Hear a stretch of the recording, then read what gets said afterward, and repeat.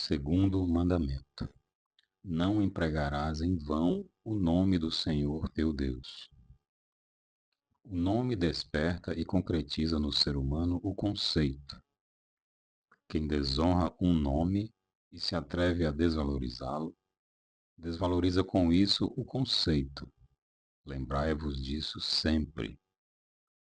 Este claro mandamento do Senhor é, porém, o menos respeitado entre todos os 10, portanto, o mais transgredido. São inúmeras as maneiras de desrespeitá-lo. Mesmo quando o ser humano imagina que muitas das transgressões sejam inteiramente inócuas, apenas maneiras de falar sem importância. Apesar disso, não deixa de ser transgressão deste mandamento, tão nitidamente expresso.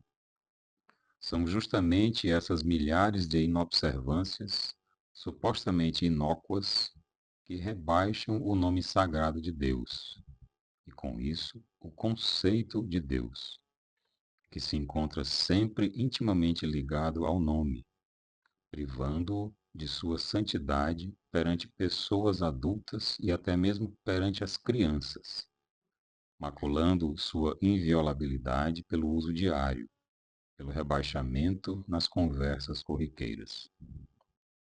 Os seres humanos não têm receio de se tornarem ridículos com isso. Não tenciono citar nenhuma das numerosas frases, pois o nome de Deus é demais elevado e sagrado para isso. Mas a qualquer pessoa bastará prestar atenção durante um dia somente, e certamente há de ficar espantada diante da imensidade de vezes em que o segundo mandamento é transgredido por pessoas de ambos os sexos, por adultos e até mesmo pelas crianças, que mal são capazes de compor uma sentença exata. Pois as crianças entoam de acordo com a cantiga dos mais velhos. Por esse motivo, frequentemente, uma das primeiras coisas que a mocidade aprende é o rebaixamento de Deus nessas transgressões, aparentemente tão inócuas, das leis de Deus. O exercício disso, porém, é o pior de todas as transgressões. Encontra-se generalizado de modo devastador entre toda a humanidade, não apenas entre cristãos, mas também entre maometanos, judeus e budistas. Por toda a parte ouve-se a mesma coisa até o fastio. O que pode então ainda valer para o ser humano o nome de Deus? Está desvalorizado e não se lhe dá nem mesmo a importância da menor das moedas. Muito pior do que uma peça de roupa usada. E esse ser humano da Terra, que se julga tão inteligente, pensa mesmo que não há nenhum mal em tudo isso, e peca, em tal sentido, mais de 100 vezes por dia. Onde está a reflexão? Onde a menor manifestação da intuição? Vós também vos encontrais totalmente embotados e ouvis calmamente quando o mais sagrado de todos os conceitos é desse modo arrastado à lama de todos os dias. Não vos enganeis, porém, a conta de dívidas no além fica desse modo impiedosamente sobrecarregada para cada um que pecou nisso. E não é tão fácil expiar justamente isso, porque acarreta tão amplas e más consequências que terão de se vingar até a terceira e quarta geração. Se em uma dessas gerações não surgir uma pessoa que chegue a um reconhecimento claro a tal respeito, dando um fim a esse mau proceder. Procurai, portanto, combater esse costume nocivo em vosso ambiente mais chegado. Antes de mais nada, cortai primeiramente os fios de vosso próprio karma, com a máxima energia que ainda resta em vós, para que a conta de culpas não aumente ainda mais. Não imagineis uma remissão fácil, somente porque até agora nada de mal pensastes a respeito. O dano é sempre o mesmo. E o pecado contra o mandamento continua existindo incondicionalmente. Vós o conhecestes, pois, perfeitamente. Se não vos esforçastes por tornar-vos cientes do alcance disso, a culpa é vossa. Nada, portanto, vos poderá ser descontado. Ouvi e procedei de acordo para que possais ainda sobre a terra remir muitas coisas. Caso contrário, é apavorante o lodaçal que vos espera, quando chegardes ao além, e que se colocará como um obstáculo no caminho de vossa ascensão. Não apenas o indivíduo isolado, mas também as autoridades mostraram abertamente sua oposição a este mandamento e também à palavra de Deus durante séculos, obrigando pessoas a prestar juramento, forçando-as à transgressão sob ameaças de pesados castigos terrenos se não correspondessem às exigências. O castigo do além é muito mais grave, porém, e recai sobre todos aqueles que exigiram esses juramentos, e não sobre aqueles que se viram coagidos a prestá-los. Também Cristo disse expressamente que vossa fala seja sim ou não, pois o que passa disso é o mal.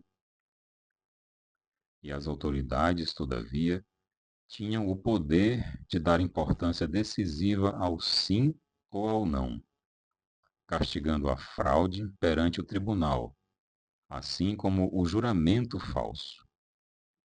Desse modo, podiam conseguir elevar o valor das palavras perante o tribunal até aquele degrau que elas necessitavam para um julgamento.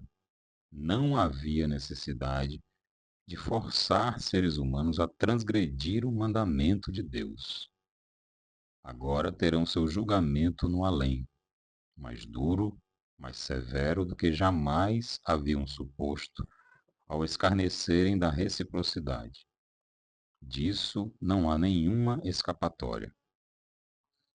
Pior ainda foi o procedimento das igrejas e de seus representantes, que submeteram seus semelhantes às mais terríveis torturas, sob a invocação de Deus, queimando-os por fim, novamente sob a invocação de Deus, se não houvessem perecido antes em virtude dos suplícios.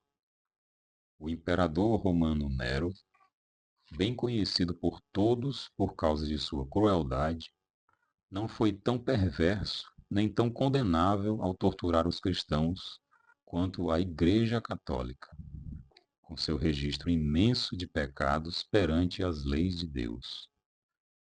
Em primeiro lugar, não martirizou nem assassinou tantas pessoas, e, em segundo lugar, não o fazia sob a invocação tão hipócrita de Deus, que em sua espécie tem de contar entre as piores blasfêmias contra Deus, capazes de ser praticadas por um ser humano. De nada adianta quando essas mesmas igrejas condenam hoje o que outrora foi cometido por elas de modo criminoso, infelizmente por tempo demasiado, pois não abandonaram essas práticas voluntariamente. E ainda hoje não se procede muito diferente em hostilizações mútuas, somente sob a forma mais discreta e mais moderna. Também aqui, com o tempo, só se modificou a forma, mas não o núcleo vivo. E é esse núcleo somente que escondem de tão bom grado, que vale ante o juízo de Deus, jamais a forma exterior. E essa forma atual apenas aparentemente inócua, nasceu da mesma indizível arrogância de espírito dos representantes de todas as igrejas, como até agora. E onde não há essa arrogância condenável, encontra-se uma presunção vazia, que se apoia sobre o poder terreno das igrejas. Essas propriedades más dão frequentemente origem às mais descabidas inimizades, que ainda são entrelaçadas com cálculos terrenos, visando a ampliação da influência, quando não chegando até mesmo à ânsia de uma importância política em grande escala. E tudo isso com o nome de Deus nos lábios. De forma que, mais uma vez, eu gostaria de exclamar igual ao Filho de Deus: transformastes com vossas ações as casas de meu Pai, como se devessem ser para vossas honras, em covis de assassinos. Denominai-vos servos da palavra de Deus. Contudo, tornaste-vos servos de vossa arrogância. Cada católico se julga diante de Deus muito melhor do que um protestante, sem que haja motivo para isso. Ao passo que cada protestante se julga muito mais sabido e progressista do que o católico, e por isso mais próximo de Deus. São esses os que afirmam ser adeptos de Cristo, que se desenvolvem de acordo com suas palavras. Ambas as partes são tolas, por se apoiarem em coisas que não valem nada perante a vontade de Deus. Justamente todos esses pecam muito mais contra o segundo mandamento de Deus do que os adeptos de outras religiões, pois não somente abusam do nome de Deus pelas palavras, mas também pelos atos, com toda a sua maneira de viver e até mesmo no seu assim denominado culto a Deus. Dão às pessoas que pensam e observam bem apenas um repugnante exemplo de formas vazias e de pensamento oco, justamente pela presunção ilimitada de quererem fazer crer a si próprios, bem como aos que cercam, que já possuem um lugar no céu, à frente dos adeptos de outras crenças, é que mais profundamente aviltam um conceito de Deus. Não importam as formalidades externas dos rituais das igrejas, o batismo e tantas coisas mais. É tão somente o ser humano interior que terá de comparecer perante o juízo. Gravai isto, ó arrogantes, a quem já foi anunciado que no dia do juízo desfilarão enfatuadamente convencidos de si, embandeirados e pomposos, a fim de receber alegremente a sua recompensa. Não alcançarão, porém, jamais o reino do Espírito aos pés do trono de Deus, porque receberão a paga que merecem, antes de lá chegar. Um sopro gélido os levará qual joio sem nenhum valor, pois falta-lhes a humildade pura dentro de si e o verdadeiro amor ao próximo. São, pelos seus modos, os que mais abusam do nome de Deus, os maiores transgressores do segundo mandamento. Serviam todos a Lúcifer, não a Deus, e escarnecem assim de todos os mandamentos de Deus, do primeiro ao último. Principalmente, porém, deste segundo mandamento, cuja transgressão constitui a mais negra conspurcação do conceito de Deus, no nome. Acautelai-vos de continuar a passar levianamente por este mandamento. Observai atentamente a vós próprios e ao vosso ambiente. Considerai que, se cumprirdes fielmente 9 mandamentos, e não atentardes a um, estareis, não obstante, perdidos por fim. Se um mandamento é dado por Deus, tal fato já comprova que não pode ser considerado levianamente e que tem de ser cumprido com inexorável necessidade. Do contrário, nunca vos teria sido dado. Não vos atrevais a orar, se não puderdes vibrar ao mesmo tempo com toda a alma nas palavras. E acautelai-vos para não vos apresentardes ante vosso Deus como tagarelas irrefletidos, pois nesse caso sereis culpados de abusar do nome de Deus. Antes de lhe pedir alguma coisa, refleti cuidadosamente se isso é iminentemente necessário. Não vos emaranheis em fórmulas de orações, cuja recitação monótona, em horas determinadas, tornou-se um mau costume em todos os rituais religiosos. Isso não é apenas um abuso do nome de Deus, mas até uma blasfêmia.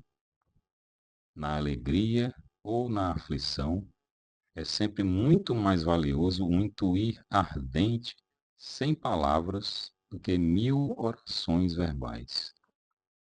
Mesmo que esse intuir dure apenas uma partícula de segundo, pois tal intuir é sempre legítimo e jamais constitui hipocrisia. Por esse motivo, jamais representa abuso do conceito de Deus. É um momento sagrado sempre que o espírito humano quer prostrar-se ante os degraus do trono de Deus, suplicando ou agradecendo. Isso nunca deve tornar-se tagarelice habitual, nem mesmo pelos servidores de uma igreja. O ser humano que chega a usar o nome de Deus em todas as oportunidades possíveis e impossíveis, jamais teve a mínima noção do conceito de Deus. É um animal, mas não um ser humano, pois como espírito humano tem de possuir a faculdade de intuir dentro de si o pressentimento de Deus, mesmo que seja apenas uma vez em sua existência terrena. Porém, essa única vez seria o suficiente para tirar-lhe, incondicionalmente, a vontade de transgredir levianamente o segundo mandamento. Trará, então, eternamente dentro de si a necessidade de só pronunciar o nome de Deus ajoelhado na maior pureza de todo o seu íntimo. Quem não possui isso está muito longe de sequer merecer a palavra de Deus, e muito menos de ingressar no reino de Deus, de fruir sua proximidade bem-aventurada. Por esse motivo, é também vedado fazer uma imagem de Deus Pai, segundo o sentido humano. Qualquer tentativa nesse sentido levará a uma diminuição lastimável, porque sem o espírito humano nem a mão humana estão capacitados a distinguir, através da vidência, sequer a menor parte da realidade e de fixá-la em uma imagem terrena. A maior obra de arte nesse sentido significaria apenas um profundo rebaixamento. Um olho, por si só, com seu brilho indizível, indica tudo. Assim, sublime é a grandeza a vós incompreensível que concentrais na palavra Deus, e que com a mais insensata ousadia vos atreveis muitas vezes a usar como o mais corriqueiro dos palavrórios vazios e inconsiderados. Tereis de prestar contas por essa vossa atuação.